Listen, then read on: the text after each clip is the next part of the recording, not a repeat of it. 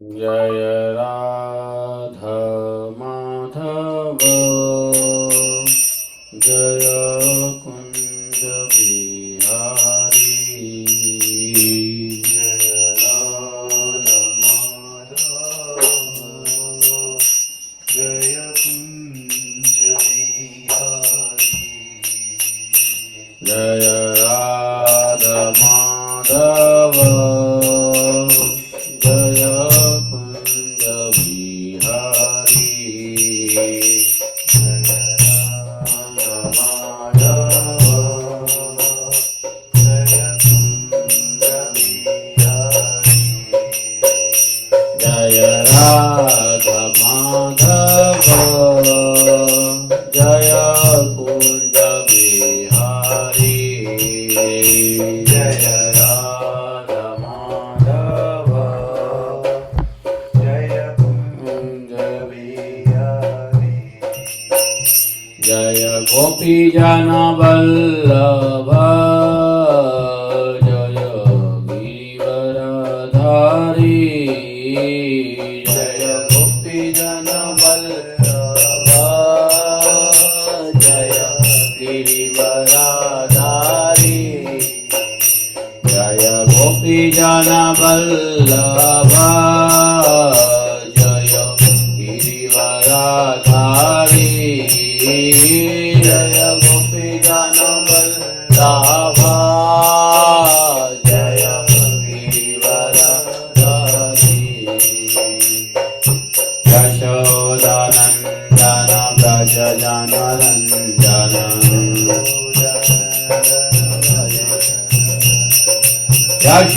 यशोदानन्दन व्रज जनरञ्जन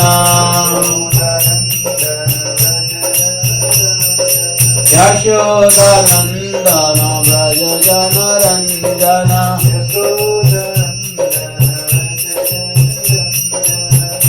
यमुना तीरा वनचारी यमुना तीरा वनचारी यमुना तीरा वनचारी यमुना तीरा वनचारी जय राधा माधव जय कुंज बिहारी जय राधा माधव जय कुंज बिहारी जय राधा माधव जय कुंज बिहारी जय राधा माधव जय कुंज बिहारी हरे कृष्णा कृष्ण कृष्ण हरे हरे हरे राम राम राम हरे हरे हरे कृष्णा कृष्ण कृष्ण हरे हरे हरे राम राम राम हरे कृष्णा कृष्ण कृष्ण हरे हरे हरे राम राम राम हरे हरे हरे कृष्णा कृष्ण कृष्ण हरे हरे हरे राम राम राम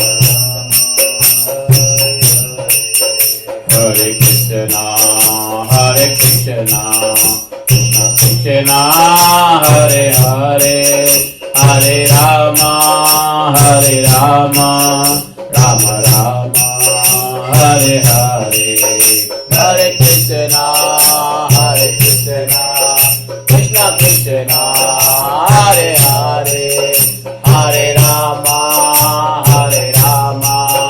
राम राम हरे हरे हरे कृष्णा कृष्ण कृष्ण हरे हरे हरे राम राम राम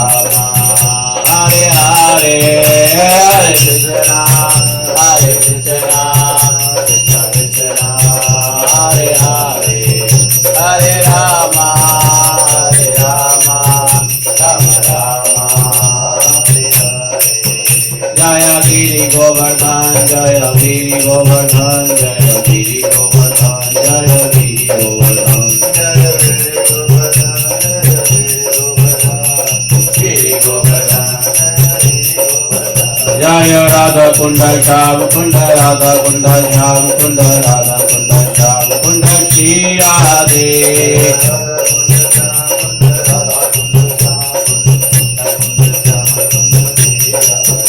जय कृष्ण बलराम जय कृष्ण बलराम जय कृष्ण बलराम जय वृंदावन राम जय कृष्ण बलराम जय कृष्ण बलराम जय राधा श्याम सुंदर राधा श्याम सुंदर ललिता विशाखा जय राधा श्याम सुंदर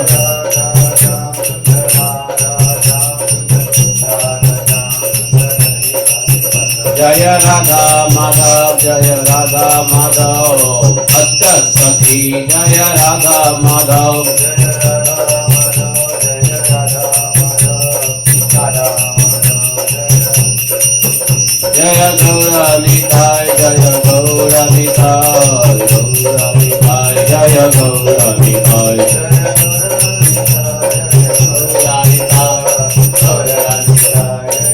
जय जय प्रभुपाद प्रभुपाद प्रभुपाद जय जय प्रभुपाद जय जय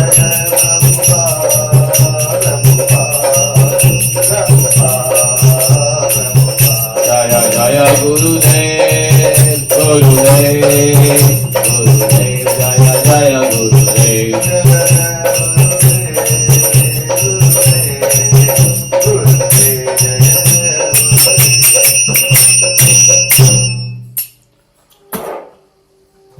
ओम नमो भगवते वासुदेवाय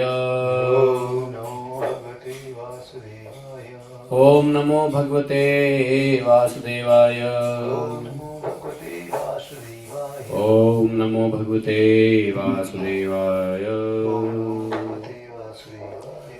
ओम नमो भगवते वासुदेवाय नारायणं नमस्कृत्यं नरं चैवं नरोत्तमं देवीं सरस्वतीं व्यासं ततो जयमुदीरयेत् नष्टप्रायसु भद्रेषु नित्यं भागवतसेवया भगवतोत्तमश्लोके भक्तिर्भवति नैष्ठकी ओम जन्मान्तस्य तन्वयादितरतः चार्थे सह विज्ञाशराठ तेने ब्रह्महृदादिकवये मुह्यन्ति यत्सूर्यः तेजो वारि मृदां यथा विनिमयो यत्र त्रिसर्गो अमृषां धाम्ना सदा निरस्तकुहकं सत्यं परमं धीमहि धर्मः प्रोच्यते परमो निर्मत्सराणां सतां वेद्यं मात्रवस्तु शिवदं तापत्रयोन्मूलनम् श्रीमद्भागवत महामुनि कृते किं वा परमेश्वरः सद्यो हृदयकृतभिः शुश्रूषित तत्क्षणात् निगमकल्पतरोर्गलितं फलं सुमुखात् द्रवितसंयुतं पिबति भागवतं रसमालयं मुहुरः रसिका भुवि भावुकाः अहं सर्वस्य प्रभवं प्रवर्तते इति मत्वा भजन्ते मां बुधा भावा समन्विता मच्चित्ता मद्गतप्राणा बोधयन्तः परस्परं कथतस्य मां नित्यं तुष्यन्ति च रमन्ति च तेषां सततयुक्तानां भजतां प्रीतिपूर्वकं ददामि बुद्धियोगन्तं येन मापुयान्ति ते तेषामेवानुकम्पार्थम् अहम् अज्ञानजं तमः नाशात्मभावस्थो ज्ञानदीपेन भास्वता अहमेवास्मेवाग्रे नान्यत् सत्परम् पश्चादेमतेव तस्य अवशिष्येत स्वस्म्यहम् ऋते अर्थं यत् प्रतीयेत न प्रतीयेत चात्मनि तद्विद्यादात्मनो मायां यथा भाषो यथा तमः यथा महान्ति भूतानि भूतेषु चावचेष्वनु प्रविष्टान्यन्प्रविष्टानि तथा तेषु न तेष्वहम् एतादेव जिज्ञासुं तत्त्वजिज्ञासुनात्मना अन्यव्यतिरेकाभ्यां यत् स्यात् सर्वत्र सर्वदा हरे कृष्णा कृष्ण कृष्ण हरे हरे हरे राम राम राम हरे हरे। बोले ग्रंथराज श्रीमद् भागवत महापुराण की। शिला व्यासदेव भगवान की। शिला सुखदेव गोस्वामी महाराज की। शिला सुत गोस्वामी की। अनंत कोटि वैष्णव भक्त वृंद की।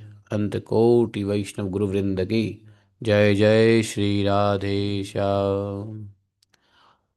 हरे कृष्णा। तो आज भागवतम में कहाँ हैं हम लोग? अध्याय 9 शुरू करेंगे, हाँ? चौथा स्कंद के 9 चैप्टर्स का श्रवण करेंगे। ध्रुव जी की कथा चल रही है। कल हम लोगों ने श्रवण किया है किस प्रकार से ध्रुव महाराज को परीक्षा लेते हैं नारद जी, और दृढ़ निश्चयी संकल्पित पा करके उन्होंने भजन पद्धति बताया है।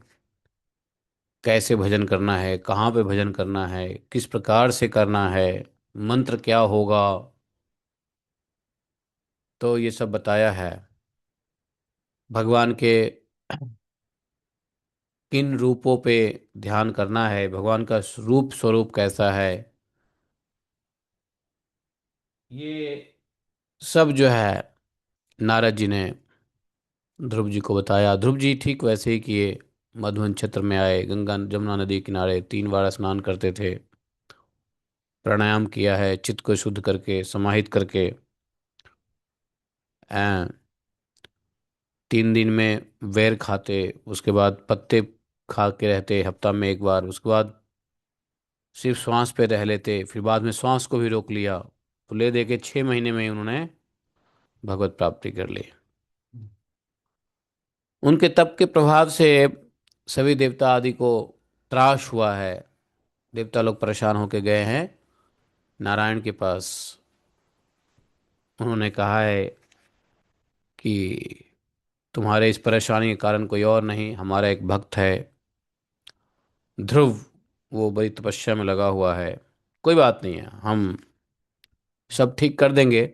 भगवान ने कल अंतिम श्लोक में यही कहा था, अपने अपने लोक को जाओ, मैं उस बालक को इस दुष्कर तपस्या से निवृत्त कर दूंगा। अर्थात तपस्या कैसे निवृत्त होता है? जब तपस्या का उद्देश्य पूरा हो जाए। तो तपस्या का उद्देश्य क्या है? भगवत प्राप्ति। और परम पद की प्राप्ति के लिए ध्रुव तपस्या कर रहे हैं। तो भगवान आएंगे, परम पद देंगे, तपस्या का समापन होगा। तो अब जो है 9वें अध्याय में हम लोग आगे पढ़ेंगे। मैत्रेय उवाच। हाँ? अच्छा, हाँ, गुड। आज का पंचांग याद दिलाया है। तो पंचांग में आज नवमी होगा। हाँ, आज है जी नवमी, हाँ, चैत्र कृष्ण पक्ष नवमी। और मूल नक्षत्र सिद्धि योग, तैतुल करण, घर करण, वार है गुरुवार। और तिथि तो जानते ही हैं, 12 मार्च। 12 मार्च है ना, 12 मार्च। नवमी कृष्ण सिद्धि तैतुल गढ़ गुरुवार। यस। अमावस्यांत वालों के लिए फाल्गुन चल रहा है, अभी चैत्र चल रहा है पूर्णिमांत वालों के लिए। तो वसंत ऋतु उत्तरायण विश्वासु संवत्सर चल ही रहा है। तो ये पंचांग है, ठीक है। अब आज हम लोग 9वें अध्याय में प्रवेश करेंगे। मैत्रेय उवाच। त एवमुत्सन् भयाउरुक्रमे कृतावनामाः प्रयुस्त्रिविपिष्टपप सहस्रशीर्षापि ततो गुरुत्मता मधोर्वणं भृत्य दिदृक्षयागतः स वै धिया योगविपाकतिब्रया हृत्पद्मकोशे स्फुरितं तडित्प्रभम् तिरोहितं सहसैवोपलक्ष्य वही स्थितं तदवस्थं ददर्शम् तदर्शनेनागतसाधुसहस्थिताः वन्दतांगं विनम्य दण्डवत् दृग्भयां प्रपश्यन् प्रपिन्वन्वार्क चुम्बन्निवास्येन भुजैरिवाश्लिषन् ॐ अज्ञानतिमिरान्धस्य ज्ञानाञ्जनशलाकया चक्षुरुन्मीलितं येन तस्मै श्रीगुरुवे नमः। श्रीचैतन्यमनोभीष्टं स्थापितं येन भूतले स्वयं रूपा कदा मह्यं ददाति स्वपदान्तिकं वन्देऽहं श्रीगुरो हस्तपद्कमलं श्रीगुरो वैष्णवांश्च श्रीरूपं साग्रजातं सागररघुनाथान्वितं तं सजीवं साद्वैतं सावधूतं परिजनसहितं श्रीकृष्णचैतन्यदेवं श्रीराधाकृष्णपादान् सहगणललिता श्रीशाखान्वितांश्च हे कृष्ण करुणा सिंधो दीनबंधो जगतपते गोपेश गोपिका कांतम राधा कांतम नमस्तुते तप्त कांचन गौरांगी राधे वृंदावनेश्वरी वृषभानुसुते देवी प्रणमामि हरिप्रिये वाञ्छाकल्पतरुभ्यश्च कृपा सिन्धुभयैव च पतितानां पावनेभ्यो वैष्णवेभ्यो नमो नमः। जय श्री कृष्ण चैतन्य प्रभु नित्यानंद श्री अद्वैत गदाधर शिवासादि गौर भक्तवृंद हरे कृष्णा कृष्ण कृष्ण हरे हरे हरे राम राम राम हरे हरे। तो मैत्रेय जी इस कथा को कह रहे हैं विदुर जी से हरिद्वार में। मैत्रेय जी बोले, विदुर जी भगवान के इस प्रकार आश्वासन देने से देवताओं का भय मुक्त हुए। देवताओं ने भगवान को प्रणाम करके अपने अपने स्थान को स्वर्गलोक को चले गए। उसके बाद भगवान क्या किए, गरुड़ पर सवार हुए और अपने भक्तों को देखने के लिए कहाँ आए, मधुवन, जहाँ पर ध्रुव महाराज तपस्या कर रहे थे। उस समय ध्रुव जी तीव्र योगाभ्यास से एकाग्र हुई बुद्धि के द्वारा, योग अभ्यास तो कर ही लिया था, नारद जी ने कहा था 3 प्रकार के प्राणायाम करो, चित्त को शुद्ध करो, मन को एकाग्र करो, हैं, बुद्धि को इस प्रकार की योगाभ्यास में लगाओ। तो उन्होंने तीव्र योगाभ्यास किया, योगाभ्यास ही नहीं किया, तीव्र योगाभ्यास किया, है कि नहीं। और तीव्र योगाभ्यास से जो उनकी एकाग्र हुई बुद्धि के द्वारा भगवान की बिजली के जैसा दे दीप्यमान जिस मूर्ति का अपने हृदय कमल में धारण कर रहे थे, एक अवय क्या हुआ, भगवान को अपने हृदय में उन्होंने वो देख रहे थे और देखते देखते हृदय से भगवान विलुप्त हो गए। हृदय से भगवान का दर्शन विलीन हो गया, विलुप्त हो गया। ध्रुव जी घबराए, घबरा करके उन्होंने अपना आँख खोला।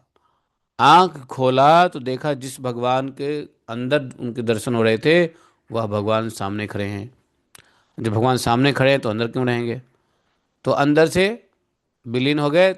आँख खोला, सामने भगवान दिख गए और भगवान का दर्शन पा करके ध्रुव महाराज तो बड़े उनको कुतूहल हुआ है, आश्चर्य किया है। आह, भगवान सामने, तुरंत क्या किया है, प्रेम से अधीर हो गया। जिस भगवान को प्राप्ति के लिए सुनीति ने घमंड से गर्व से कहा था, सुरुचि ने जो घमंड से कहा था, द्वेष भाव से कहा था, माता ने उसी को प्रेम भाव से समझाया था, उसी भगवान का भजन करो। और नारद जी ने जो कृपा करके उपदेश दिया, तीनों के उद्देश्य क्या थे, भगवान को पाना। ऐसे भगवान सामने दिख गए। तो उन्होंने क्या किया, पृथ्वी पर तुरंत दंडवत लौट कर भगवान को प्रणाम किया और टकटकी लगा के भगवान को देखते जा रहे, जैसे मानो कि मुख से भगवान के रूप लावण्य को पी जाएंगे। मुख से चूम लेंगे, भुजाओं में कस के बांध लेंगे, ऐसा उनका भाव हो रहा था। कुछ बोल नहीं रहे थे, टकटकी लगा के देख रहे थे, हाथ जोड़ के खड़े थे भगवान के सामने। भगवान का कुछ भगवान को कुछ कहना चाहते थे, स्तुति के रूप में, मांगने के लिए नहीं, स्तुति के रूप में कुछ कहना चाह रहे थे, भगवान का वर्णन कुछ करना चाह रहे थे। लेकिन कैसे करें, बालक हैं, अभी तो कुछ जानते नहीं हैं, ज़्यादा पढ़ाई लिखाई हुई नहीं, 5 साल के बालक है।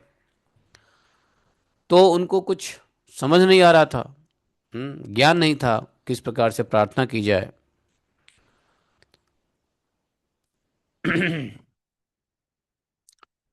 अब भगवान ध्रुव जी की बात, मन की बात समझ गए, और उन्होंने अपने शंख को, भगवान का जो शंख है, अपने शंख को गाल से छुआ दिया, ध्रुव जी के गाल में शंख लगा दिया।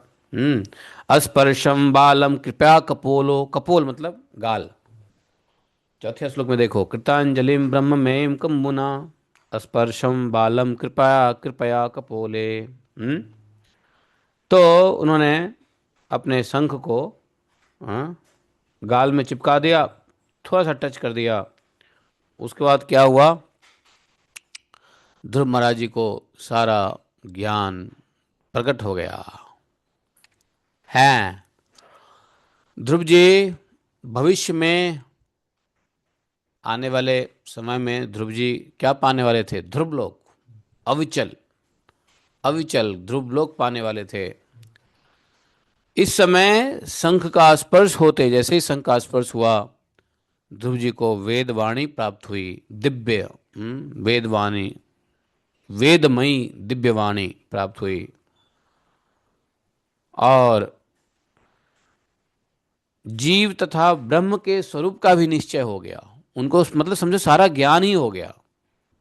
जो अज्ञान बालक थे, 5 साल की अवस्था में, खेलने कूदने की अवस्था थी, ज्ञान नहीं था, लेकिन उनको भगवान की कृपा से सारा ज्ञान हो गया। वास्तव में वेद और ज्ञान का उत्पत्ति स्थान भगवान का शंख ही है कि नहीं।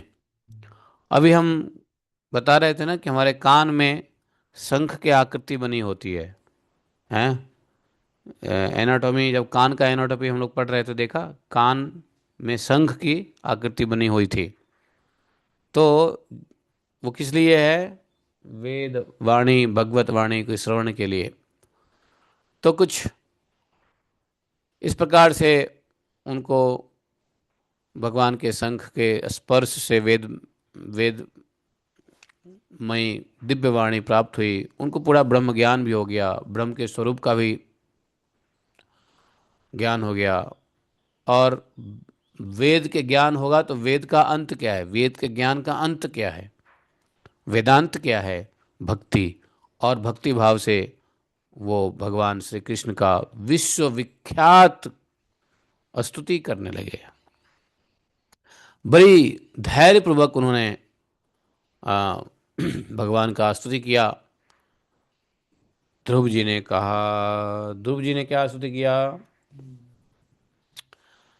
ध्रुव जी ने अपने स्तुति में कहा, यो अंत प्रविश्य मम वाचमिमां प्रसुप्तां संजीवयत्य अखिल शक्तिधर स्वधाम्ना अन्यांश हस्तचरण श्रवणत्वगादीन् प्रन्ना प्रणात नमो भगवते पुरुषाय तुभ्यम्। प्रणात, प्राणात नमो भगवते पुरुषाय तुभ्यम्। हाँ, प्राणात। एकस्त्वमेव भगवन्निदमात्मशक्त्या मायाख्योरुगुणया महा दाद्यशेषम् सृष्टवानुविश्य पुरुषस्त सद्गुणेषु नानेव दारुष विभाव स्वद्विभाषी।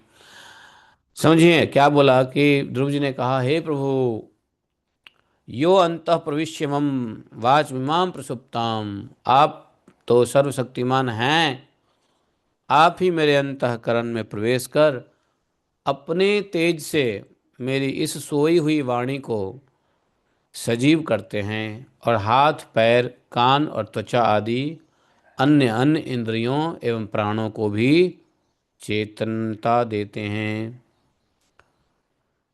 तो वास्तव में भगवान ही है जो अंतःकरण में प्रवेश करके क्या करते हैं, सोई हुई जीव को सजीव करते हैं, भगवान आत्मा के रूप में।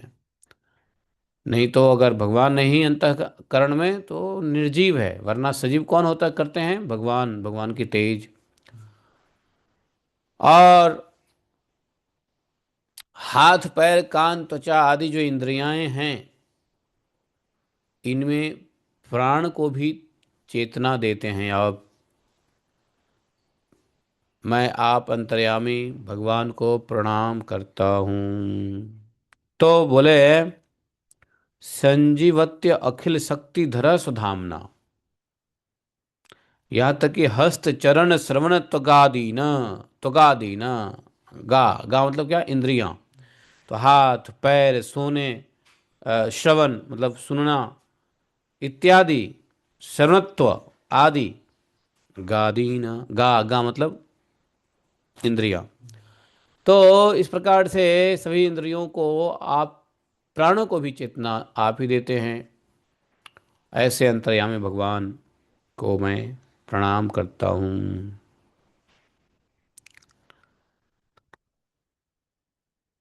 बोले, एकस्तमेव भगवन्निदात्म शक्तया।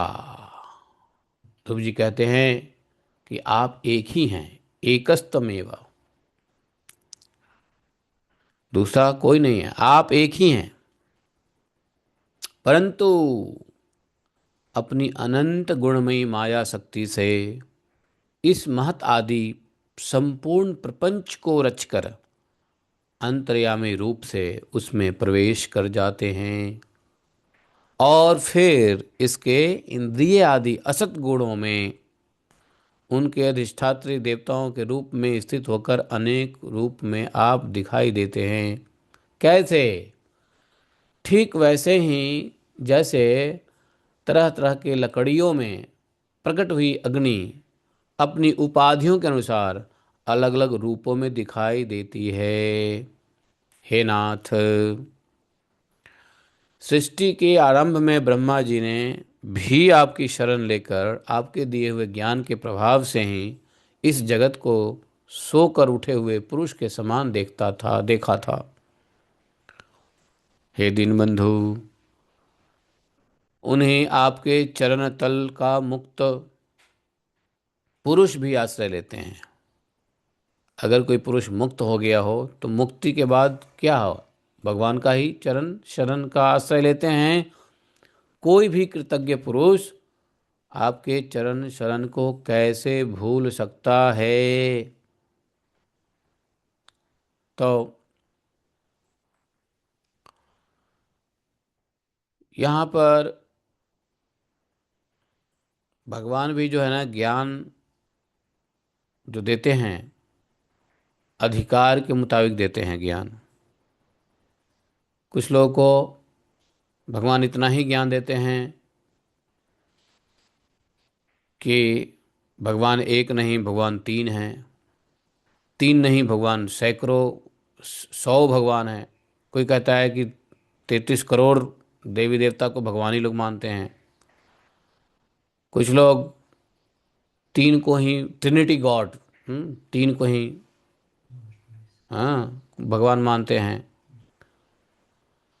और कुछ लोगों को भगवान ने थोड़ी सी बुद्धि दी है, वह जानते हैं कि भगवान एक ही है, लेकिन भगवान एक होने के बाद भी अनेक है, उसको यह ज्ञान नहीं दिया है।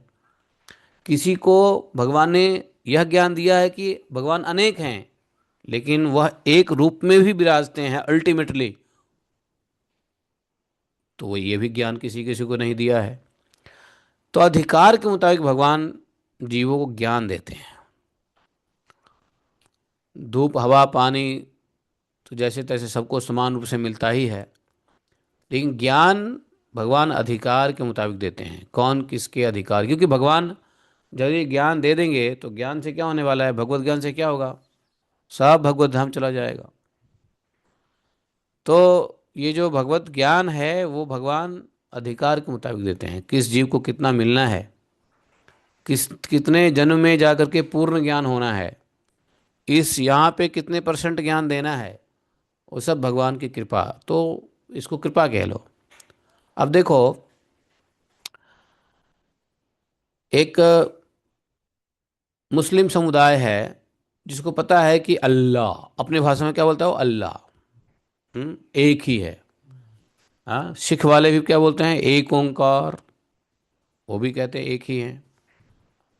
लेकिन एक होने का तो ज्ञान है, लेकिन वह एक अनेक भी है, इसका ज्ञान नहीं है। और कुछ लोगों को, सो कॉल्ड हिंदुओं को, यह पता है कि अनेक रूप में भगवान है, लेकिन भगवान एक रूप में भी है, यह ज्ञान नहीं है। तो किसको यह ज्ञान है कि भगवान एक भी हैं और भगवान अनेक भी हैं, यह ज्ञान किसको होता है? सिर्फ स्टूडेंट ऑफ भागवत को होता है। हाँ, जो स्टूडेंट ऑफ भागवत होगा, अर्थात भागवत धर्म में, जो भागवत धर्म में होगा, उसी को यह पता होता है कि भगवान एक भी हैं, भगवान एक ही हैं, किंतु अनेक भी हैं। तो अनेक हैं गुणमयी माया शक्ति से, और एक हैं अपने स्वरूप शक्ति से। वह ये बात ध्रुव महाराज जी ने 7वें श्लोक में बताया है। एकस्तमेव भगवत निरमात्म शक्तया भगवन आदि आत्मशक्तया, तो माया खियोरु गुणाया महदाध्यशेषम। तो वास्तव में भगवान की पूर्ण कृपा किस पे होती है? जो भागवत धर्म में है। जो भगवान की पूर्ण कृपा उसको नहीं होगी जो भागवत धर्म में नहीं है। जो वैष्णव नहीं है उसके ऊपर भगवान की पूर्ण कृपा होती नहीं है। और जो वैष्णव है, जो भागवत धर्म में है, उसी के ऊपर भगवान की पूर्ण कृपा होती है। इसलिए भगवान का 100% जो ज्ञान है वो वही समझता है, उसी को मिलता है। और जिसको ऐसा ज्ञान मिलता है वो सबसे सौभाग्यशाली है। अर्थात समझो, यदि यह ज्ञान हम लोग को मिल रहा है, इसका मतलब भगवान की कृपा है कि अब यही जन्म में कल्याण होने वाला है। अब कृपा की जरूरत है तो हमारी अपनी कृपा की जरूरत है। भगवान की तो कृपा है, भगवान की कृपा पूरी पूरी है, लेकिन अब किसकी कृपा है? तो अपनी कृपा, स्व कृपा। कभी कभी क्या होता है, भगवान की कृपा होती है लेकिन मनुष्य अपनी कृपा नहीं करता। हम अपनी कृपा स्वयं पे नहीं करते हैं, इस वजह से हम फंस जाते हैं। और किसी किसी के ऊपर भगवान की कृपा भी नहीं होती है। अपनी कृपा तो छोड़ दो, अपनी कृपा तो नहीं होती है, भगवान की भी कृपा नहीं होती है। समझे? तो देखो, किसको कितना ज्ञान देना है, किसको कितने मात्रा में ज्ञान देना है, ये कौन डिसाइड करते हैं? भगवत कृपा।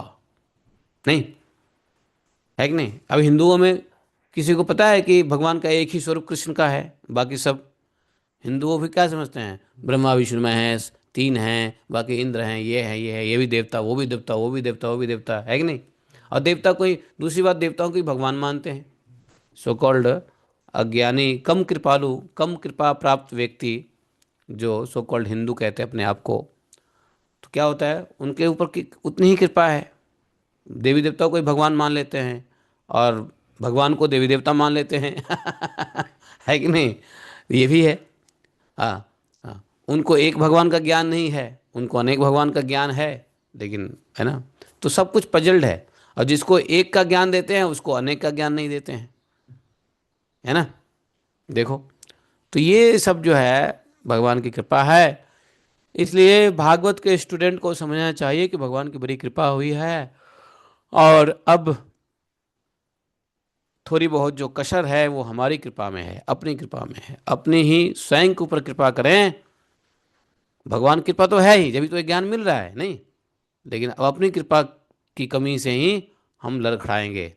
अपनी कृपा की कमी से ही हमें 2-4 जन्म और लेने पड़ सकते हैं, या और जन्म, चाहे जितने भी जन्म हो आगे, वो हम अपनी कृपा की वजह से ले सकते हैं। बाकी भगवान की कृपा फुल है।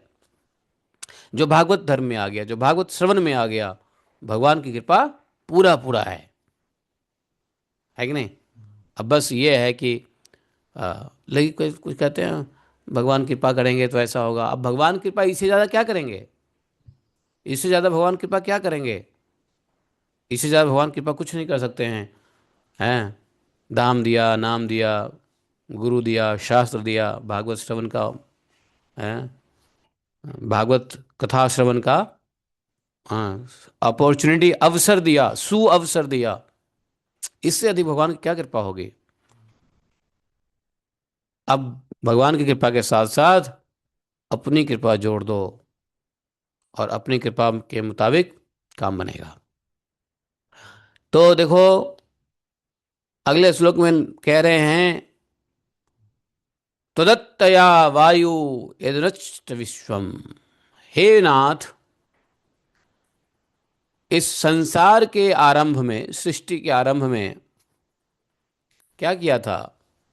ब्रह्मा जी ने आपके शरण लेकर के ही तो हैं इस जगत को, ज्ञान के, आपके ही ज्ञान के प्रभाव से ब्रह्मा जी इस जगत को सोकर उठे हुए पुरुषों के समान देखा था। हे प्रभु,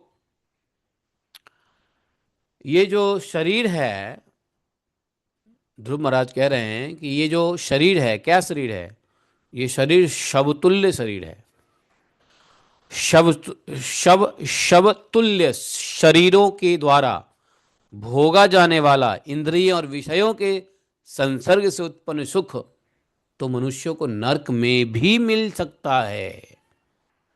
नरक में भी इंद्रिय और विषयों को से संसर्ग से उत्पन्न सुख तो मनुष्य को नरक में मिल जाता है। मिलता है कि नहीं मिलता है? जैसे पृथ्वी पे भी नारकीय जीव है ना, तो नारकीय जीव जो है पृथ्वी पे, उनको भी ये भोग मिल जाता है, इंद्रिय सुख मिलता है, शरीर मिलता है, एक शरीर मिल जाता है, उसमें इंद्रिय होते हैं, उसमें विषय होता है, इंद्रिय विषय के मिलने से एक सुख का महसूस होता है।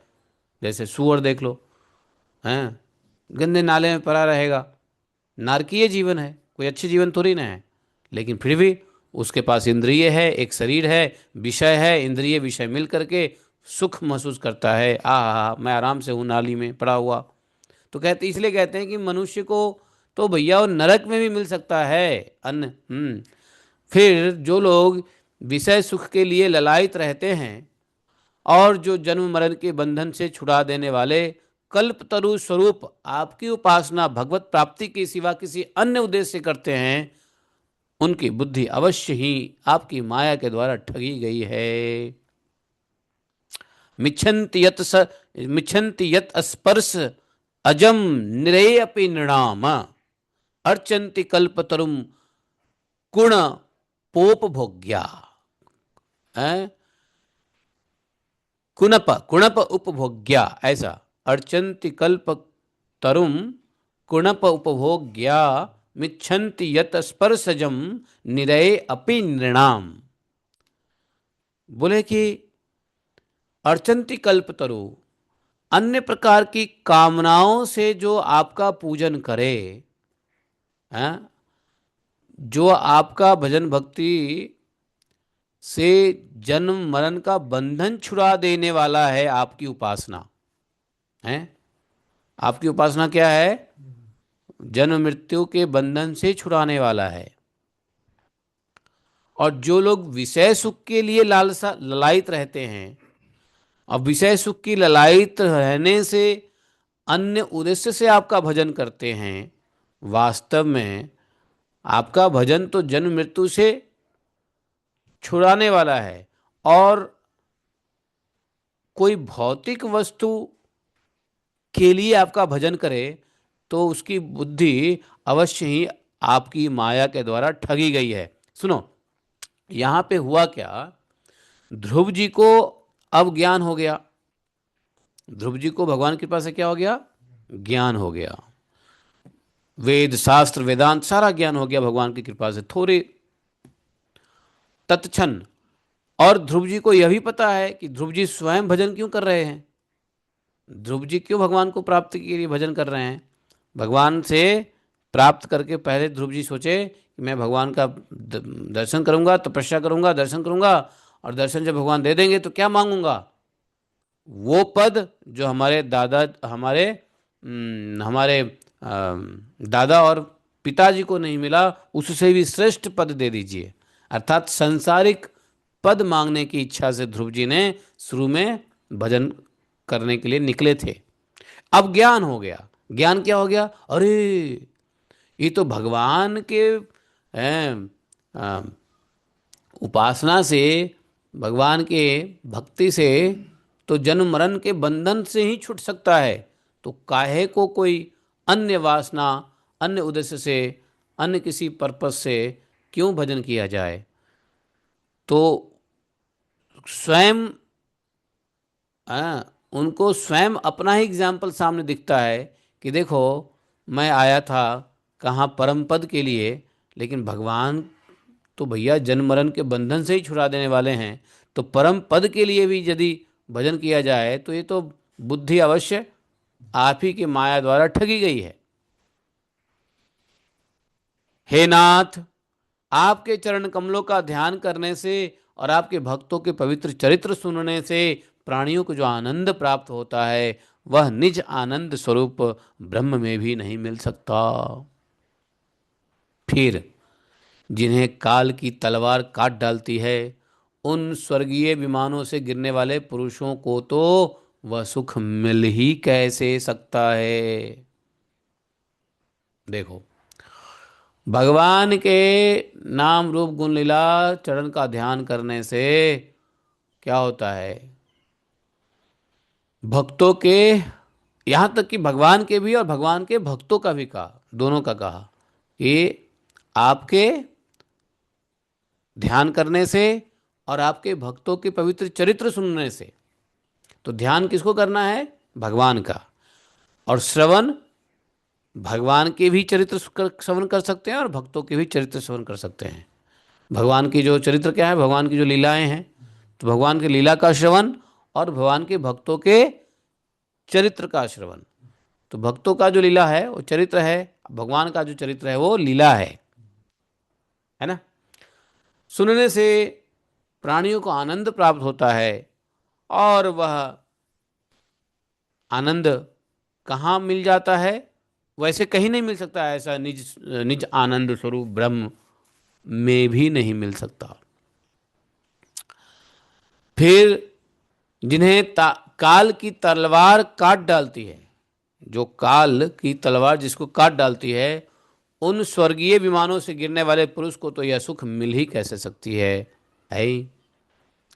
हे परमात्मन, मुझे तो आप उस विशुद्ध हृदय महात्मा भक्तों का संग दीजिए। अभी मांगने के लिए क्या आए थे? परम पद।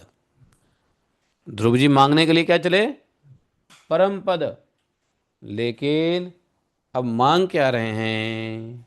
भक्तिम मुहु प्रवहताम त्वयि में प्रसंगो, भूयात अंत महताम अमलाशयानाम, एना सौल्वन्मृव्यसन्नं भवाब्धिम नश्ये भवद गुण कथामृतपान मत्तः।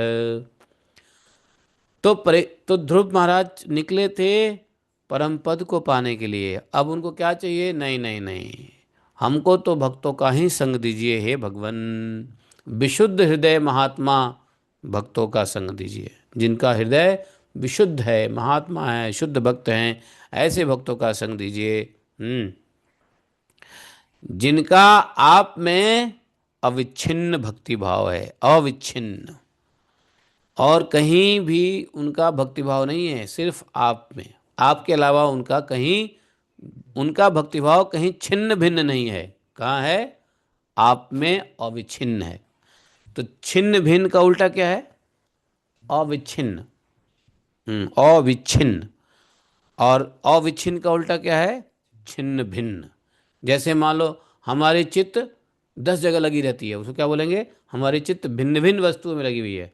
लेकिन हमारी चित्त यदि भगवान में लगी हुई है तो क्या बोलेंगे? हमारी चित्त अविच्छिन्न है। ये शब्दों का समझे? तो वही बोले कि ऐसे भक्तों का संग दीजिए जिनका भक्ति भाव आप में अविच्छिन्न है। उनके संग में मैं आपके गुणों और लीलाओं की कथा सुधा को पी पी कर पागल हो जाऊंगा, उन्मत्त हो जाऊंगा। हाँ, और सहज ही इस अनेक प्रकार के दुखों से पूर्ण भयंकर संसार सागर से उस पार पहुंच जाऊंगा। संसार सागर के उस पार पहुंच जाऊंगा। समझे कि कैसे? तो संसार सागर से उस पार पहुंचना हो तो क्या करना पड़ेगा? क्या करना पड़ेगा संसार सागर से उस पार पहुंचने के लिए? तत तत भजनाभ भवदीय पदारविंदम। आपका भजन, आपका लीला कथा सुन सुनकर, हाँ, तो भगवान की लीला कथा ही संसार सागर से पार पहुंचाता है। तव कथामृतम तप्त जीवनम कविवीडितम कल्मषापहम। नहीं,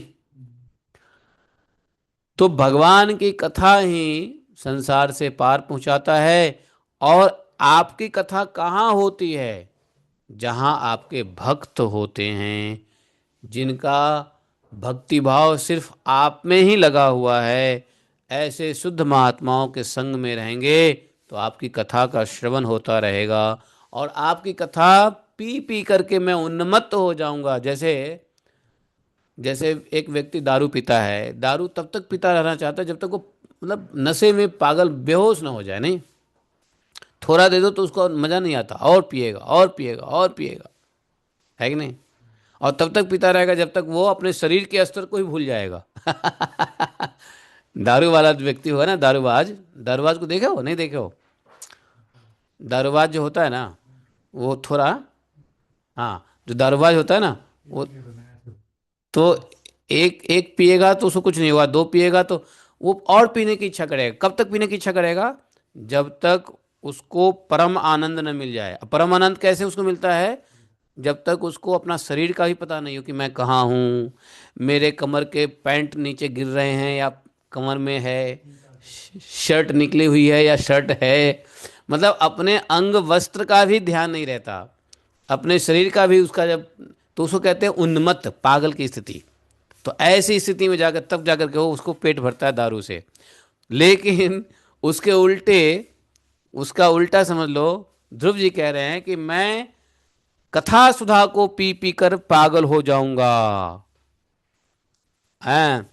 और जब मैं इस प्रकार से आपके शुद्ध भक्तों के संग में आपकी कथा सुन करके एकदम उन्मत्त हो जाऊंगा, भूल जाऊंगा। पागल आदमी भूल जाता है वो कौन है, क्या है, कैसे है। नहीं, पागल आदमी होता है भूल जाता है कौन है। हैं? हाँ, एक राजा था मालूम है। एक राजा, एक राजा के प्रजा, एक राजा के राज्य में एक व्यक्ति था। उसने क्या किया? राजा जब निकले अपने राज्य में घूमते हुए, तो वो दारू पी के मस्त था। राजा को देख के हटा नहीं रास्ते से। सैनिकों ने पकड़ के राजा के सामने ले आया। वो नशे में धुत था। राजा को कहता है, मैं यहाँ का राजा हूँ। राजा को कह रहा है, मैं यहाँ का राजा हूँ। तुम कौन हो? राजा को बोल रहा है कि मैं यहाँ का राजा हूँ, तुम कौन हो? राजा ने कहा कि अच्छा ये, राजा ने क्या सोचा, ये तो पागल है, मतलब दारू पिया है। तो जो व्यक्ति नशे में हो, जो व्यक्ति सोया हुआ हो, उसको मारना पीटना नहीं चाहिए। मेरे से एक बार गलती हो गई, नशे में व्यक्ति को मैंने मार दिया। एक बार दिल्ली में कोई नशे में था, गलत काम किया और मैंने मार दिया। तो बड़ा पछतावा हुआ मुझे, मैंने क्यों मारा। आज तक मुझे याद आता है तो मैं अफसोस करता हूँ क्यों मारा उसको मैं। जो व्यक्ति नशे में हो उसको नहीं मारना चाहिए। राजा ने क्या कहा, इसको एक काम करो, इसको पकड़ो और लॉकर में डालो और कल ही से बात करेंगे। अगले दिन अगले दिन राजा ने अपने सिपाही को कहा, उसको बुलाओ। उसको पेशी हुई। रात भर में लॉकअप में बेचारा सो करके उसका नशा उतर गया था। निद्रा देवी भी ना गजब की है। निद्रा देवी किसी को नशा उतारती है तो किसी को नशा चढ़ा देती है कि नहीं। माया का निद्रा नशा में डाल देती है और शरीर की निद्रा नशा को उतार देती है, नहीं। तो गजब की माँ निद्रा देवी गजब की है। तो निद्रा देवी की वजह से रात में सोया और सुबह में उठा तो उसका नशा गायब था। सिपाही पकड़ के लाया राजा के सामने। हाँ भाई, कल तो क्या बोल रहा था। वो क्या किया, तुरंत हाथ जोड़ के दंडवत करने लगा। महाराज माफ कीजिए, माफ कीजिए, मैं कल नशे में था, मुझे पता नहीं मैं क्या बोल गया। तू ये कह रहा था तू राजा है। राजा मैं हूं या तू है? ना ना महाराज आप ही हैं। तो नशा ऐसी होती है। तो नशा जैसे उधर होती है ना, वैसे ही नशा इधर भगवान की कथा में होना चाहिए। तो संसार सागर से पार कब पहुंचोगे? जब वैसे दारूबाज की तरह भगवान की कथा को खूब पियोगे। और यहाँ प्रहलाद महाराज ने कहा है, मैं उन्मत्त पागल हो जाऊंगा। क्या करूंगा? आपकी कथा, आप तो बस इतना करो, भक्ति मुहु प्रभताम तई में प्रसंगो। मुझे तो आप सिर्फ भगवान के भक्तों के संग दे दो। क्या करोगे संग पाके? ओ महाराज मैं खूब आपकी कथा सुनूंगा, खूब आपकी कथा पीऊंगा। कथा सुधा, सुधा मतलब अमृत। तो आपकी कथा अमृत खूब पीऊंगा और पी के मैं पागल हो जाऊंगा। पागल क्यों होना चाहते हो? क्योंकि पागल जो होता है, दारू के नशे में जो पागल होता है, उन्मत्त कहते हैं, वो अपना शरीर ही भूल जाता है। मैं सब कुछ भूल के सिर्फ आप ही का ध्यान करूंगा। और इस प्रकार मैं क्या करूंगा, संसार सागर के उस पार पहुंच जाऊंगा। है कि नहीं? अब हम लोग कथा तो पीते हैं, कथा सुधा पी तो रहे हैं, लेकिन इतना नहीं पी रहे हैं कि उन्मत्त हो जाएं। लेकिन ध्रुव महाराज कहते हैं मैं तो उन्मत्त होना चाहता हूं। हम लोग थोड़ा पीते हैं कथा सुधा, 1-2 घंटा पीते हैं, है कि नहीं। और इतनी नशा नहीं होती है कि पूरे दिन भगवान का ही भगवान के चिंतन में ही उन्मत्त रहें। इतनी नशा नहीं होती है, नहीं, भगवान की कथा की। ध्रुव महाराज कह रहे हैं नहीं नहीं नहीं, हम तो इतना पिएंगे आपकी लीला कथा सुधा कि हम पागल हो जाएंगे। और इस प्रकार अनेक प्रकार के दुखों से पूर्ण भयंकर संसार सागर से पार हो जाएंगे। है कि नहीं? जबरदस्त। ये 11वां श्लोक बड़ा जबरदस्त है, हैं? न ते अस्मरन्त्यतितरां प्रियमिष्मर्त्यं जे चानवदः सुत हृदय गृह विद्ताराः। अब सुनो, आगे सुनो, आगे सुनो। आगे ध्रुव महाराज क्या कह रहे हैं। ये ध्रुव महाराज जो भगवान की प्राप्ति करना चाह रहे थे, किसके लिए? परम पद के लिए। बताओ, सांसारिक भौतिक वस्तुओं की इच्छा कर रहे थे। पद, जो भक्तों के लिए ये जो पद है, क्या बोलते हैं उसको, उपाधि, है? ये उपाधि लेने जा रहे थे। कैसी उपाधि? जो जिस उपाधि को मेरे पिताजी ने भी नहीं लिया, मेरे दादाजी ने भी नहीं लिया। तो बाबा और दादा से भी उच्च पद में मुझे चाहिए। उपाधि है, जो उपाधि सबसे बड़ी व्याधि है संसार में। उपाधि जो है व्याधि है। तो कहाँ लेने जा रहे थे उपाधि? अब कहाँ भगवान के दर्शन से ज्ञान हो गया, अब क्या ले रहे हैं? कथा सुधा लेने की कह रहे हैं। बोले कि हे प्रभु, जिनका चित्त आपके चरण कमल की सुगंध में लुभाया हुआ है, जो व्यक्ति, जिस जिस महापुरुष का आपके चरण कमले के सुगंध से ही जो जिसका मन लुभाया हुआ है, उन महानुभावों का जो लोग संग करते हैं, वे अपने इस अत्यंत प्रिय शरीर और इससे संबंधित पुत्र मित्र गृह स्त्री आदि की सूध भी नहीं करते हैं। देखा? बोले कि जिनका चित्त चरण कमल की सुगंध में लगा हुआ है, जिन भक्त का चित्त आपके चरण कमल की सुगंध में लगा हुआ है, आपकी कथा सुधा में लगा हुआ है, ऐसे महानुभाव का संग करने से क्या होता है मालूम है? अपना प्रिय शरीर भी भूल जाता है और अपने प्रिय शरीर से संबंधी प्रिय जनों को ही भूल जाता है। सूध नहीं रहती है, कौन माता कौन पिता कौन स्त्री कौन पत्नी। किसी चीज की सूध नहीं रहती है। ऐसा तो आपके चरण कमल की सुगंध का प्रभाव है, नहीं? देखो, इसीलिए क्या नाम था उनका? अरे वो कथा आती है ना, जो पति पत्नी का एक ही नाम रहता है, क्या नाम था उनका? जो पति पत्नी का एक ही नाम रहता है, मैं नाम भूल रहा हूँ। महात्मा का क्या नाम था, जिन्होंने वो सांप सांप के जो क्या नाम था उनका? नागराज, नागराज की बहन से जो शादी किया, नागराज की बहन से शादी किया ना, और उनसे जो पुत्र उत्पन्न हुए, उनका नाम क्या पड़ा? आस्तिक। तो आस्तिक के पिताजी का नाम क्या था? हाँ, जरा, जरा, जरत्कायु, क्या क्या नाम था उसका? जरत्कायु, जरत्कायु, जरत्कायु। तो उनके उनका भी नाम वही था और उनकी पत्नी का भी नाम वही था। तो देखो, वो भजन में रहते थे, वो महात्मा भजन में लगे रहते थे, भगवान की कथा में लगे रहते थे। लेकिन उनके पिताजी पूर्वज ने कह दिया, नहीं बेटा शादी कर, शादी करेगा तो मेरा कल्याण होगा। तो उन्होंने कहा ठीक है, मैं शादी करूंगा। जरत्कारु, उसका नाम था जरत्कारु, है ना? जरत्कारु। तो उन्होंने शादी तो किया, लेकिन उनके दो शर्त थे। क्या?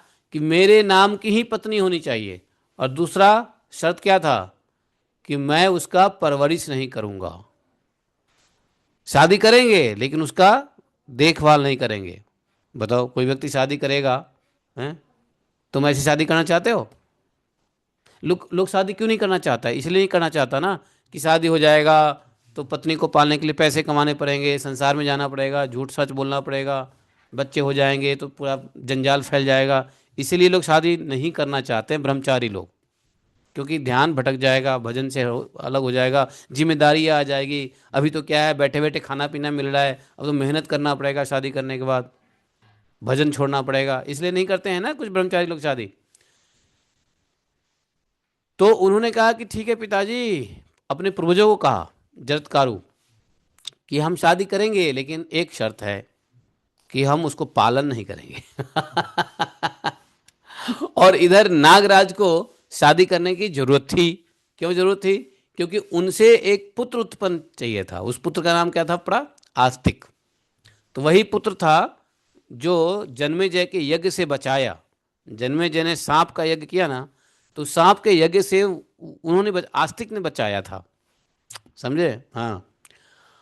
और एक तक्षक नाग भाग गया था इंद्र के पास, वो छुप गया था, है कि नहीं?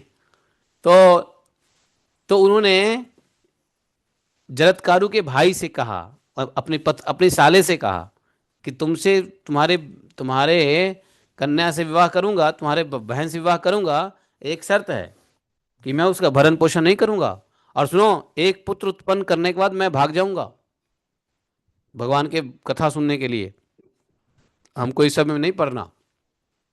तो कहा ठीक है, आप ऐसा, कोई बात नहीं, कोई बात, आप भरण पोषण मत करना, हम देख लेंगे अपनी बहन का सारा कुछ। वो मान गए। जरत्कारु जी ने शादी कर ली। शादी किया तो फिर यही आस्तिक नाम का पुत्र हुआ। और यही आस्तिक नाम का पुत्र जो है, जन्मेजय के सर्प यज्ञ से मुक्ति दिलाया था सभी सांपों को। नहीं तो वो सभी सांपों को जला रहे थे, है कि नहीं? तो इनकी मजबूरी थी अपना खानदान की रक्षा करना। उस चक्कर में जरत्कारु जी ने अपना शर्त रख दिया कि मैं तो भजन करने वाला हूँ, मैं संसार में क्यों फंसूँ, संसार में। और यहाँ पे इनके जो पूर्वज थे, पूर्वज ने कह दिया कि बेटा तुम्हारा पुत्र नहीं होगा तो मेरा उद्धार नहीं होगा। तो उन्होंने पुत्र भी उत्पन्न कर दी, संसार में फंसे भी नहीं। मतलब कितना, मतलब विन विन सिचुएशन हुआ। इसको विन विन सिचुएशन कहते हैं, कि शादी भी कर ली, गृहस्थ भी नहीं बने, गृहस्थ की जिम्मेदारी भी नहीं हुआ, और पुत्र उत्पन्न हो गया जिससे पुरखों का उद्धार हुआ। तो सारा काम हो गया, इधर नागराज वासुकी को जान बचे, है ना? तो तो यहाँ पर वही कह रहे हैं कि महाराज, हाँ, ये जो आपके जो हम्म हम्म तो जो जो भगवान के प्रेमी है, भगवान के कथा प्रेमी है, भगवान के चरण कमल के सुगंध का जिसको लालच हो गया है, भगवान के भक्ति का जिसको रंग और मद आ गया है या उन्मत्त हो गए हैं, भगवान के भक्ति में जो पागल हो गए हैं, उनको ये सब ध्यान नहीं रहता, पिता कौन पुत्र कौन घर कौन स्त्री कौन, अपना शरीर का भी शुद्ध बोध नहीं रह पाता है, नहीं रहा करता है। ये कहा ध्रुव महाराज ने 12वें श्लोक में, है ने। कृत प्रसंगा हृदयेषु सौगंध्य लुब्ध हृदयेषु कृत प्रसंगा भवदीय पदारविंदम, आपके चरण कमल का सौगंध्य सुगंध, लुब्ध लोभ, हृदयेषु जिसके हृदय में आपके चरण कमल के सुगंध का लोभ है, वो क्या करता है?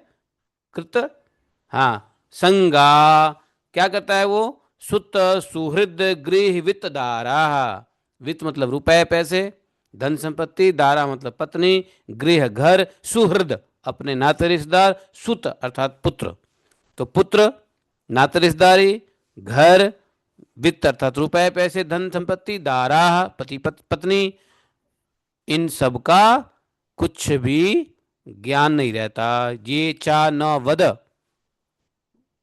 ज्ञान ही नहीं रहता है। किसको ज्ञान नहीं रहता है? तत् नाव तत् तत् भवदीये पदारविंद सौगंध लुब्ध हृदय सुकृत प्रसंगा। ओहो, ऐसी भक्ति होती है भगवान की। भक्त हैं। अभी हमारी स्थिति क्या है? 1-2 घंटा भागवत पढ़ लिए, उसके बाद कुछ भूल गए, कुछ हो, फिर देखेंगे 23 घंटे के बाद, 22 घंटे के बाद नहीं।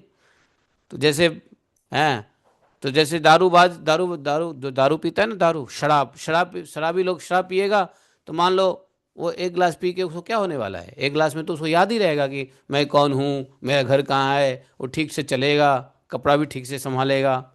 एक एक एक एक एक पैक बोलते हैं क्या? एक पैक से क्या पता चलेगा? तो हम लोग ऐसे ही होते हैं कि ऐसे ही भगवान पूरे 24 घंटे में, हमारी स्थिति तो ऐसी है कि 24 घंटे में 2 घंटे पढ़ लिया, 1.5 घंटे पढ़ लिया, 1 घंटे पढ़ लिया भागवतम है। और उसे क्या होता है? अपनी स्थिति तो भूलते नहीं है, भगवान में, भगवान के लीला कथा में पागल होते नहीं है, है? वो पूरा नशा चढ़ता ही नहीं है भजन भक्ति का। है कि नहीं? ये मामला है। 13वें श्लोक में कहा, तिर्यंग न जद्वीज सरिसृप देव दैत्य मर्त्यादिभि परिचितम सद सद्विशेषम रूपम अस्थविष्टमजते महदाद्यनेकम नातः परम परम वेदी न यत्र वादः। मेरे ख्याल से एक बात तो पता चलता है कि भगवान ने जो आशव बनाया, आशव, आशव समझते हो? नहीं समझते हो? दारू, हाँ, आशव। ये आशव जो भगवान ने बनाया, इसके 2 कार्य हैं। एक तो आशव का योग औषधि में प्रयोग होता है, हैं? जैसे वासाव, आशव रिष्ट, आयुर्वेद में बहुत सारे औषधि का आशव नहीं बनता है, तो आशव में नशा होता है। हाँ, तो मद आशव उसको बोलते हैं, मदिरा आशव। हाँ, तो मदिरा आशव भगवान ने क्यों बनाया? प्रकृति में शायद यही सिखाने के लिए कि देख लो, जैसे मदिरा के उच्चतम स्थिति में आदमी सब कुछ भूल जाता है, वैसे ही भक्ति की भी नशा में सब कुछ भूलना पड़ेगा, तब जाके संसार सागर से निकलोगे। लेकिन कोई मदिरा की नशा में सब कुछ भूलता है तो उसको कौन सी दुख, देखो, मदिरा की नशा जब होती है ना, तो वास्तव में व्यक्ति अपना दुख भूल जाता है। इसलिए दुख भूलने के लिए, संसार के दुख को भुलाने के लिए लोग मदिरा पीते हैं। जैसे मन में टेंशन आ गया, खूब पी लेगा, थोड़ा देर के लिए चब्बे पड़ा रहेगा, कोई टेंशन नहीं है। तो दारूबाज को, शराबी लोगों को दारू की आदत क्यों लग जाती है? क्योंकि उसके व्यवहारिक जीवन में उसको कष्ट सा महसूस होता है, उस कष्ट को दूर करने के लिए वो दारू पीता है, और जब तक नशे में रहता है सब कुछ भूला रहता है, वो आनंद में रहता है। फिर नशा उतरती है तो फिर वही घर की सारी टेंशन। अरे भैया, जब तुम दारू ही पी जाओगे तो पैसे की किल्लत तो रहेगी, तो घर की समस्या बढ़ेगी, कम तो होने वाली है नहीं। लेकिन भगवान ने शायद प्रकृति में ये सब इस चीज़ को इसलिए बनाया कि देख लो, हैं, ये इधर की नशा है, उसमें भी अपना शरीर भूलते हैं, लेकिन आपको भगवान की भक्ति की नशा में भी वैसे ही शरीर भी भूलना है, अपने रुपए पैसे धन संपत्ति भी भूलना है भगवान की भक्ति की नशा में, और वैसे ही अपना सगे संबंधी को ही भूलना है भगवान के भक्ति की नशा में, जैसे ही ये दारू वाला सब कुछ भूल जाता है नशे में। है कि नहीं? नारायण नारायण। तो दोनों की स्थिति ऐसी ही है। बोले हे अजन्मा परमेश्वर, देखिए भगवान बालक ध्रुव महाराज कह रहे हैं कि मैं तो पशु, लिखा है त्रियक, त्रियक, त्रियक मतलब क्या? पशु पक्षी। मैं तो पशु पक्षी वृक्ष पर्वत रेंगने वाले जंतु देवता दैत्य मनुष्य इत्यादि से परिपूर्ण और महत आदि अनेकों कारणों से संपादित आपके इस सत असदात्मक स्थूल विश्व रूप को ही जानता हूँ। इससे परे जो आपका परम स्वरूप है जिसमें वाणी की गति नहीं, उसका मुझे पता नहीं। अभी अभी ध्रुव महाराज को सारा ज्ञान हो गया है भगवान के कौंच से, तो उनको पता चल गया है कि ये सब पशु वृक्ष और पक्षी सरीसृप दैत्य देवता ये सब जो है, ये सब आप ही का स्थूल विश्व रूप आप ही का है। और इससे परे भी जो आपका स्वरूप है, हाँ, वहां तक हमारी मन गति मनवाणी की गति नहीं है, वो हमको पता नहीं है। बाकी इतना पता तो चल गया है कि संसार में जितने भी त्रियक योनि है, द्विज योनि है, सरीसृप योनि है, देवता योनि है, दैत्य योनि है, मृत्यु मृत्यादि भी परिचितम सदसद विशेषम आप ही का स्वरूप है। अनेकों कारणों से संपादित आपके इस, आपने इसको संपादित किया है सत असत आत्मकम। सत और असत यहां पे दोनों कह दिया। सद सद्विशेषम तो रूपम अस्तविष्ठमजते महदाद्यनेकम नातः परम, नातः परम परम वेद्दि न यत्र वादः। लेकिन इस सबसे ऊपर अर्थात भगवान का जो ये रूप है जिसमें इस संसार में जो सब कुछ दिखते हैं विराट रूप है, तो ये तो समझ में आ गया है, ये सब के कारण आप ही संपादन करते हो, आप ही संपादक हो इसके। ये आपका विश्व रूप तो मैं जानता हूं। भगवान का ये जो रूप है विश्व रूप क्या है? स्थूल रूप है। ये 5वें स्कंध में भी बताया जाएगा, लेकिन पहले तीसरे स्कंध में भी और दूसरे स्कंध में भी इस बात को बताया गया है कि भगवान के स्थूल रूप क्या है, जिसमें ये विराट रूप का वर्णन किया है। तो बोले कि ये तो मैं जानता हूं, जान गया हूं, लेकिन इससे भी परे जो आपका स्वरूप है उसका मुझे पता अभी तक नहीं चला है। कल्पांत एतदखिलम जठरेन गृहाण शेते पुमान स्वदृगनंत शखस्तदंके। बोले कल्प का अंत होने पर योग निद्रा में स्थित जो परम पुरुष इस संपूर्ण विश्व को अपने पेट में लीन करके शेष जी के साथ उन्हीं की गोद में शयन करते हैं, और जिनके नाभि समुद्र में प्रकट हुए सर्वलोक में स्वर्ण वर्ण कमल से परम तेजोमय ब्रह्मा जी उत्पन्न हुए, वे भगवान आप ही हैं। प्रणतोस्मि तस्मै, आहा, ऐसे भगवान को प्रणाम करता हूं। हैं गर्भे दुमान भगवते प्रणतो अश्मि तस्मै नमः। प्रणतो प्रणाम करते हैं, तस्मै ऐसे भगवान को, आपको। तो भगवान क्या करते हैं? कल्प के अंत में योग निद्रा में चले जाते हैं, और योग निद्रा में जाते हैं तो उस समय विश्व की स्थिति कैसी होती है? भगवान के पेट में सब समा जाता है। और भगवान योग निद्रा में कहाँ लेटे रहते हैं? शेष जी के साथ, शेष जी के गोद में, है ना। इसलिए भगवान का क्या नाम पड़ा? शेषाशायी। भगवान, इसलिए भगवान का एक नाम है शेषाशायी है।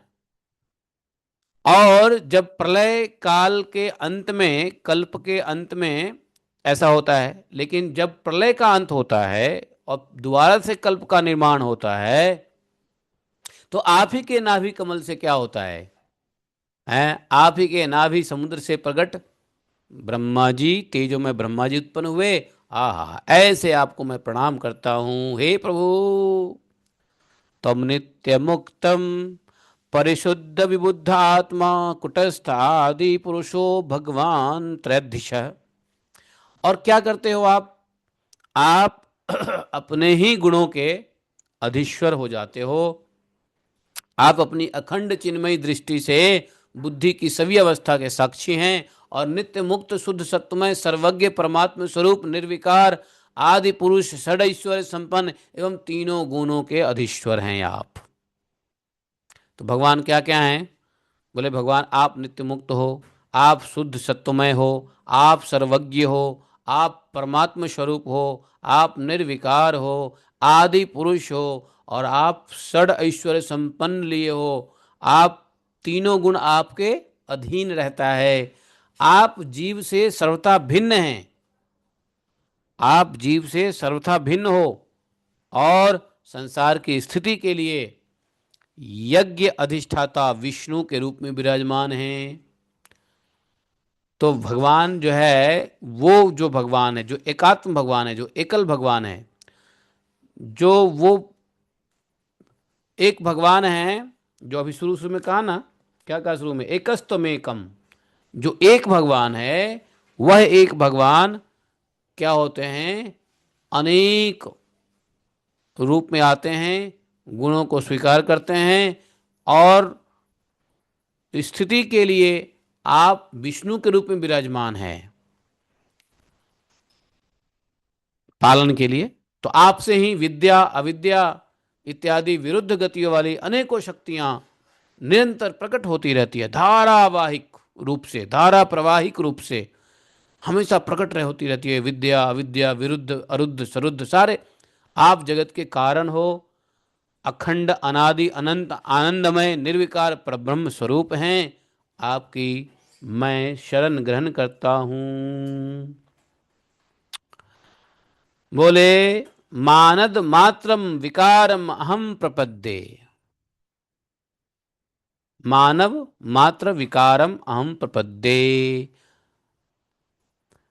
हे भगवान, आप परमानंद मूर्ति हैं। जो लोग ऐसा ब्रह्म स्वरूप हैं, आप क्या हैं? परमानंद की मूर्ति हैं। और जो लोग ऐसा समझकर निष्काम भाव से आपका निरंतर भजन करते हैं, आप क्या हैं? परमानंद की मूर्ति हैं।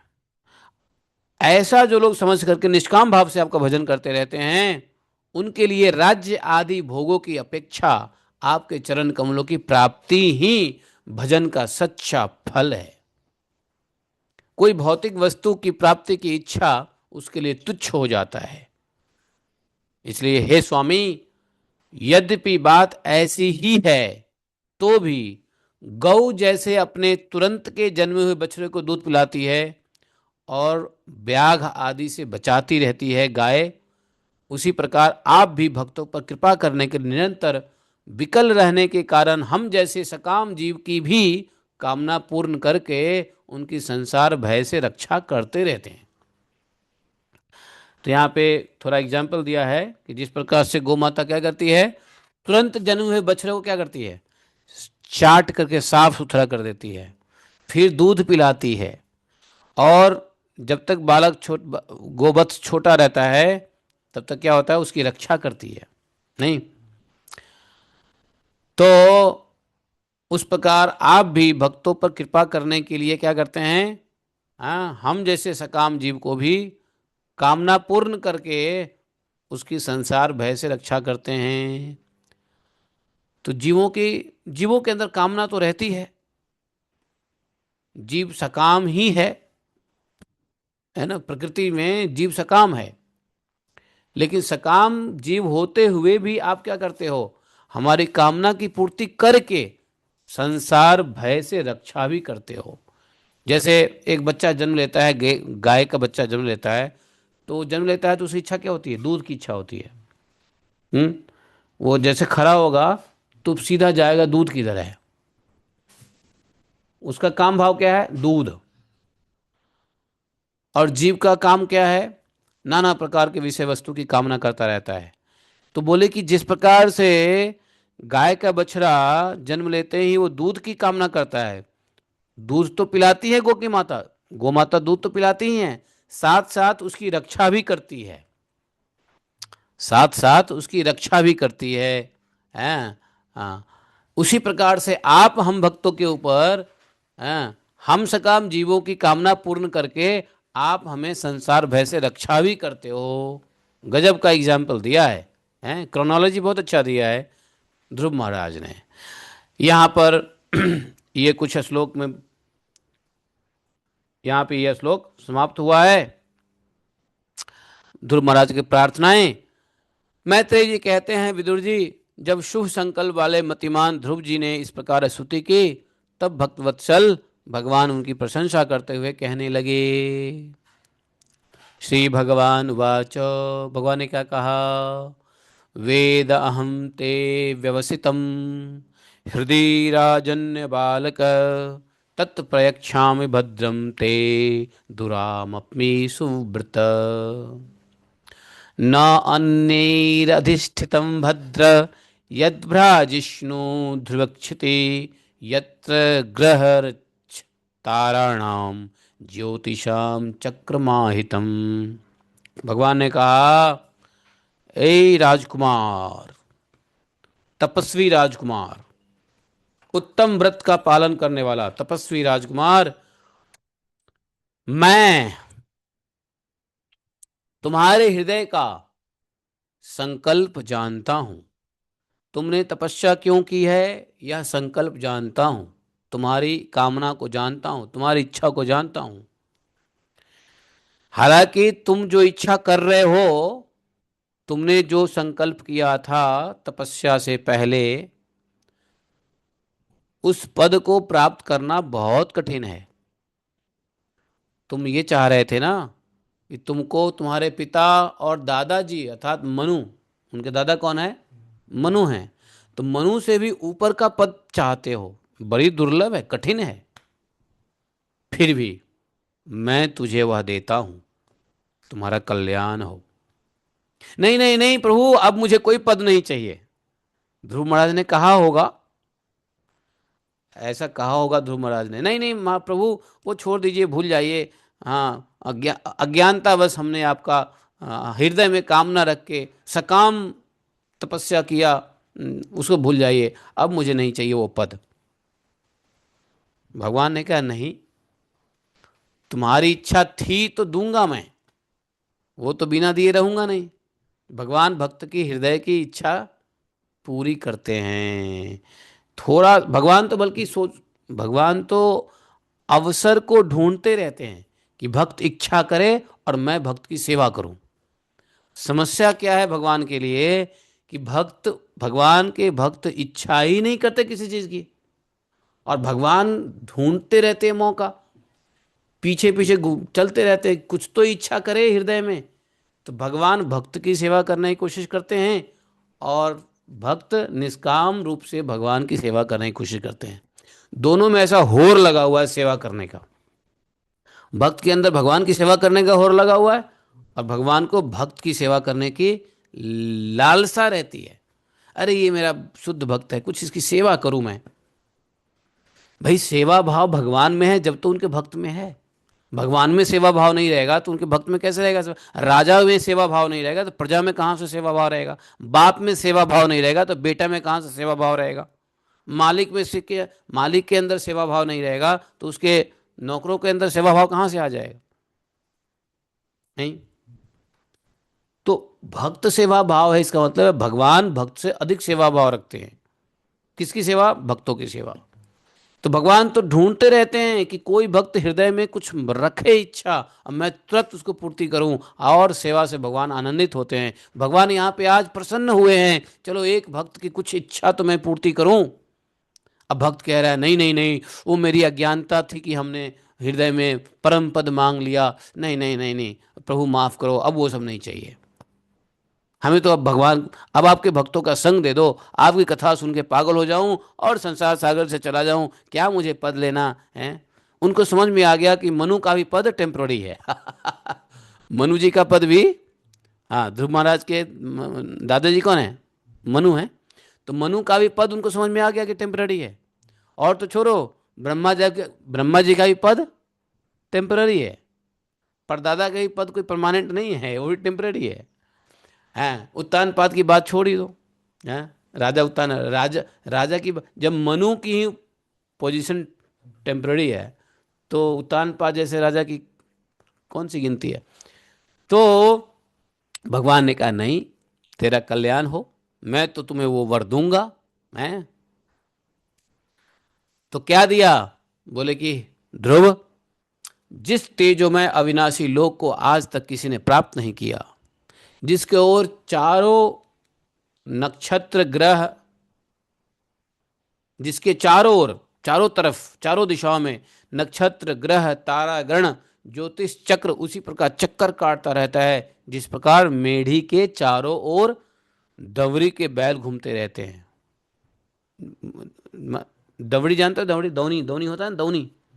हाँ, बीच में मेढ़ होता है और गोल गोल बैल घूमते रहते हैं ना, उसको मेढ़ी बोलते हैं। तो मेढ़ी के चारों ओर दवड़ी के बैल, दवड़ी मतलब दौनी बोलते हैं, हमारे हमारे नेटिव में दौनी बोलते हैं। तो दौरी अर्थात दौनी के बैल घूमते रहते हैं। हाँ, कोल्हू, कोल्हू के बैल, हाँ हाँ, यस, कोल्हू के बैल घूमते रहते हैं।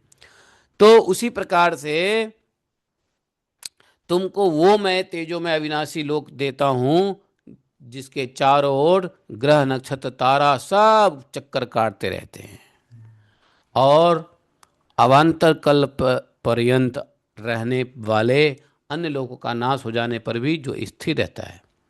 अवान्तर कल्प पर्यंत, अवान्तर कल्प पर्यंत क्या होता है? एक होता है कल्प, कल्प पर्यंत, अवान्तर कल्प पर्यंत, अर्थात कल्प के अंदर में जो अवान्तर होता है, अर्थात जैसे चार प्रलय की प्रकार की प्रलय बताया ना, तो पहला तीन प्रलय जो है, नैतिक प्रलय, नैमित्तिक प्रलय और प्राकृतिक प्रलय। तो प्राकृतिक प्रलय कल्प है, लेकिन नैमित्तिक प्रलय जो है वो अवान्तर कल्प पर्यंत कहलाता है।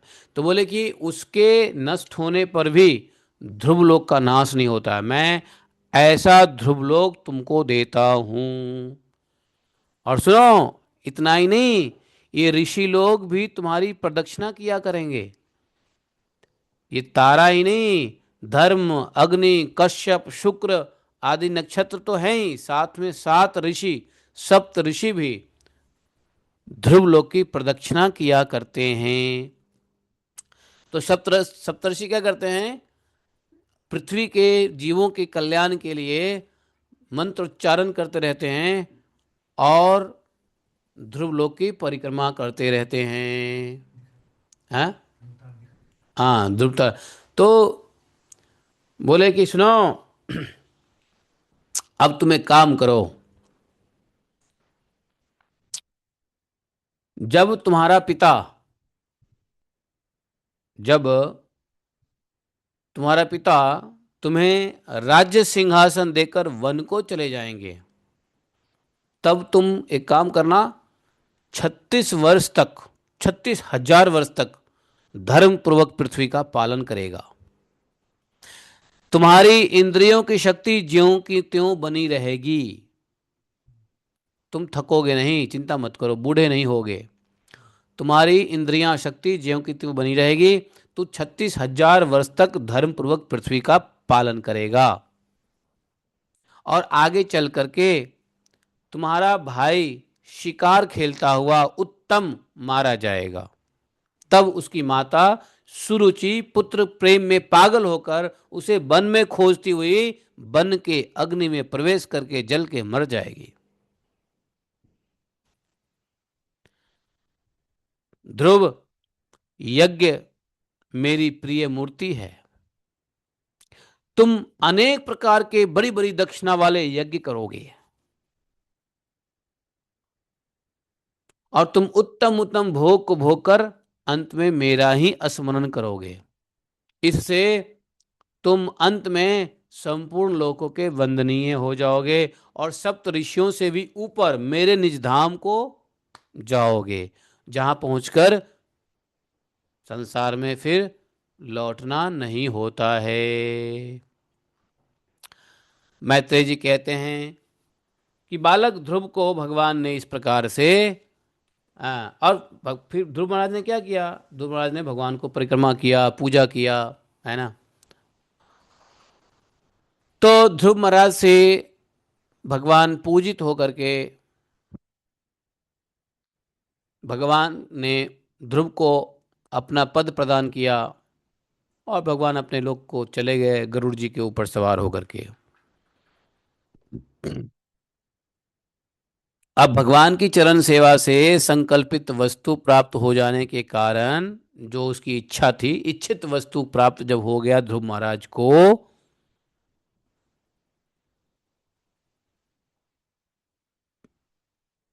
जो जिस लिए तपस्या किया था वो तो इच्छा पूर्ति हो गया, लेकिन भगवान के मिलने के बाद भी, भगवान के दर्शन के बावजूद भी, भगवान से वर प्राप्ति के बावजूद भी उनका चित्त प्रसन्न नहीं हुआ।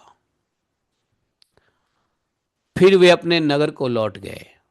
जैसे ही मैत्रेय जी ने यह कहा कि यत दृक्ष्या लब्ध मनः समृद्धयः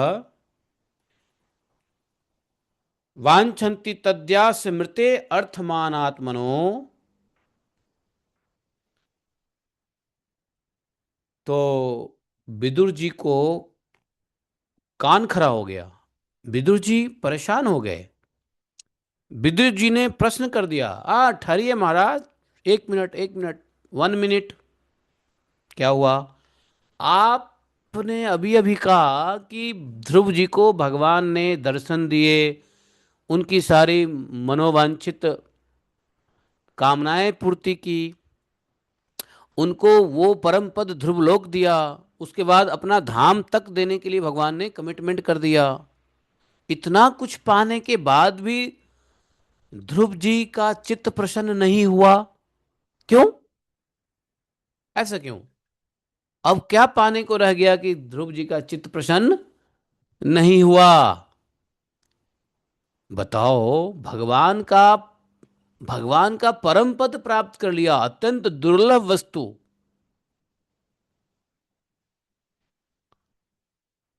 ध्रुव जी भी सारा सार का पूर्ण विवेक रखते थे, हो गया था उनको ज्ञान, और एक ही जन्म में परम पद को पा लेने के बाद भी अपने को अकृतार्थ क्यों समझे? क्यों उनको उनका चित्त प्रसन्न नहीं हुआ?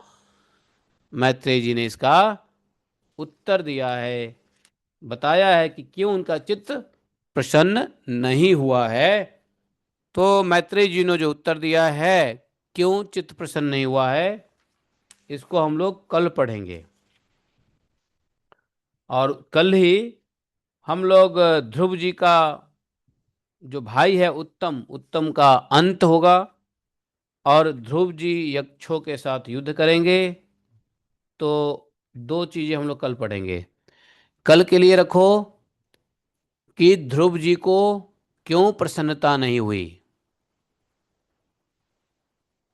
भगवान के परम पद को पाने के बाद भी अपने को क्यों अकृतार्थ समझने लगे, प्रसन्नता क्यों नहीं हुई? क्योंकि अपने को अकृतार्थ समझ रहे थे। तो क्यों अकृतार्थ समझ रहे थे, कल समझेंगे। आज के लिए इतना काफी है। बोले ग्रंथराज श्रीमद्भागवतम की। एकम शास्त्रम देव की पुत्र गीतम, एको देवो देव की पुत्र एव, एकम अंतश्च तस्नामानि यानि कर्मापि तस्य दिवस्य सेवाः। त्वमेव माता च पिता त्वमेव, त्वमेव बन्धुश्च सखा त्वमेव, त्वमेव विद्या द्रविणं त्वमेव, त्वमेव मम सर्वदेव देवः। कृष्णाय वासुदेवाय हरे परमात्मने प्रणतक्लेशनाशाय गोविन्दाय नमो नमः। हे कृष्ण करुणा सिंधो दीनबंधु जगतपते, गोपेश गोपिका कांतम राधा कांतम नमोस्तुते। तप्त कांचन गौरांगी राधे वृंदावनेश्वरी, वृषभानुसुते देवी प्रणमामि हरिप्रिये। वाञ्छाकल्पतरुभ्यश्च कृपा सिन्धुभयैव च पतितानां पाप्नेभ्यो वैष्णवेभ्यो नमो नमः। जय श्री कृष्ण चैतन्य प्रभु नित्यानंद, श्री अद्वैत गदाधर शिवासादि गौर भक्तवृंदा, हरे कृष्णा कृष्ण कृष्ण हरे हरे, हरे राम राम राम हरे हरे।